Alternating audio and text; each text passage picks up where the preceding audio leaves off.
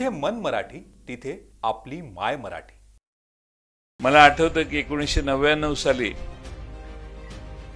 घड्याळ चिन्ह घेतलं तर मला भीती वाटायची की घड्याळ लोकांच्या पर्यंत पोहोचेल काही नवीन आहे म्हणून घड्याळाचे प्लास्टिकचे बिल्ले मोठ्या प्रमाणात मी छापून लहान मुलांच्याकडे देऊन वाटप करायचो। कल्पना आहे की लोकांना आपलं घड्याळ कळलं पाहिजे। लोक आपल्यापेक्षा फार पुढे आहेत। लोक कुणाचं कुठलं चिन्ह आहे हे ओळखतातच, पण आता नावाने आणि व्यक्तीने काम चांगलं केलं असेल तर त्याला मत देतात।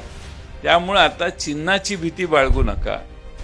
पक्षाचं नाव आणि चिन्ह हे पवार साहेब ठरवतील, पण आपला नाणं जर खणखणीत असेल तर चिंता करायची गरज नाही। परिस्थिती कशी असली तरी न डगमगणारे महाराष्ट्रातले पवार साहेबांच्या समर्थनात असणारे कार्यकर्ते निश्चितपणानं ताकदीनं येणाऱ्या परिस्थितीला तोंड देतील। घाबरण्याचं कारण नाही, विचलित होण्याचं कारण नाही। महाराष्ट्रात पवार साहेब जिथं उभा राहतील तिथं तो पक्ष उभा राहील हा माझा विश्वास आहे। तुम्ही सगळ्यांनी देखील मनापासून ठेवा।